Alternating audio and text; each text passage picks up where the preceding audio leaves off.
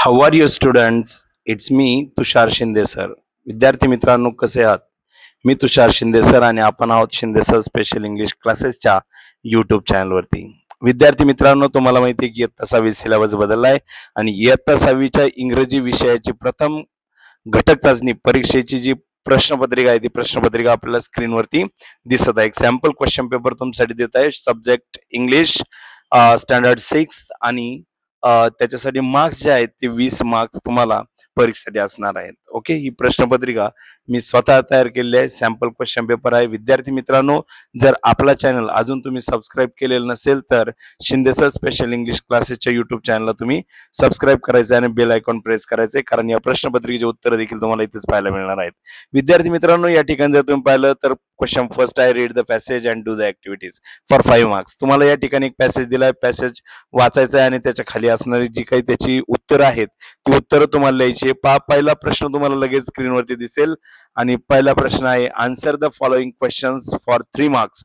त्याच्यामध्ये पहिला प्रश्न आहे, where did the family of crow live. त्याचं उत्तर लिहायचं आहे शोधून. त्यानंतर what lived in the hollow of that same tree. त्याच्यानंतर how did the crows feel when the cobra ate their little ones. त्यानंतर पुढे आहे ए टू जे आहे तर ते 2 मार्कासाठी आहे. 2 मार्क्ससाठी फिल इन द ब्लँक्स. त्याच्यामध्ये तुम्हाला 2 रिकाम्या जागा दिल्या आहेत. The wicked dash dash lived in the hollow of that same tree.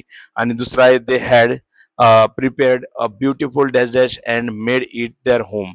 Okay, याचं उत्तर तुम्हाला लिहायचंय, ते पॅराग्राफ मध्ये बघून लिहायचंय. नंतर पुढे तुम्हाला क्वेश्चन 1 मध्ये बी जो आहे तो read the poem and do the activities किंवा answer the questions for 4 marks. कविता दिली आहे ती वाचा.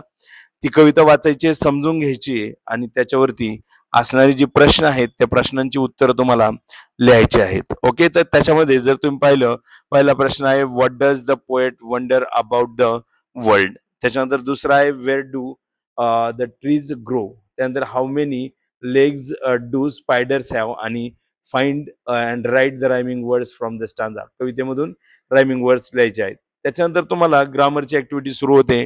Do as directed for 6 marks. 6 मार्कासाठी आहे. 2 मार्कासाठी तुम्हाला एक ऍक्टिव्हिटी आहे, ती आहे select and write the opposite words from the following brackets. त्याच्यामध्ये 4 तुम्हाला वर्ड्स दिले, त्याचे अपोजिट वर्ड्स लिहायचे. त्याच्यानंतर पुढची ऍक्टिव्हिटी बी जी आहे, write the Plurals of the following. 5 दिलेले आहेत, त्यापैकी तुम्हाला कोणतेही 4 सोडवायचे. त्याचे प्लुरल फॉर्म्स जसं बुक, बुक्स हे तुम्हाला उत्तरासाठी आहे. राहिलेले 4 तुम्ही सोडवा. तर तुम्हाला अनेक प्रश्न लिहायचे आहेत तिथं. आणि नंतर आता एक ऍक्टिव्हिटी आहे, add prefix or suffix to make new words. 2 मार्कासाठी आहे. इथं 4 शब्द दिलेले आहेत, अर्ध्या मार्कासाठी आहे. तुम्हाला या शब्दांना प्रिफिक्स पूर्व प्रत्यय अंत्यप्रत्यय जोडून तुम्हाला नवीन शब्द तयार करायचे. नंतर आहे, डू ॲज डायरेक्टेड. पुन्हा ग्रामरची ऍक्टिव्हिटी आहे 5 मार्कासाठी. Write the correct pronouns for the given words. इथं तुम्हाला नाम दिलेले आहेत, त्यासाठी पुढे तुम्हाला सर्वनाम लिहायचे. वर्ड्स आणि प्रोनाउन अशी ऍक्टिव्हिटी आहे. त्याच्यानंतर पुढे आहे, read the given table, choose 1 word from each column and make 4 meaningful sentences. 1 example is given below. 2 मार्कासाठी तुम्हाला 4 वाक्य तयार करायचे. अर्ध्या मार्कासाठी आहे, 1 वाक्य तुम्हाला तयार करून दिलेलं आहे. सब्जेक्ट वर्ब ऑब्जेक्ट मध्ये वाक्य तयार करा. ती translate the following words into your mother tongue. 1 example is given below. Any two तुम्हाला मराठीमध्ये शब्द काय ट्रान्सलेट करायचे. रिव्हर म्हणजे नदी आणि बाकीचे तुम्ही ट्रान्सलेट करा. ओके, तर ही प्रश्नपत्रिका तुम्हाला दिलेली आहे.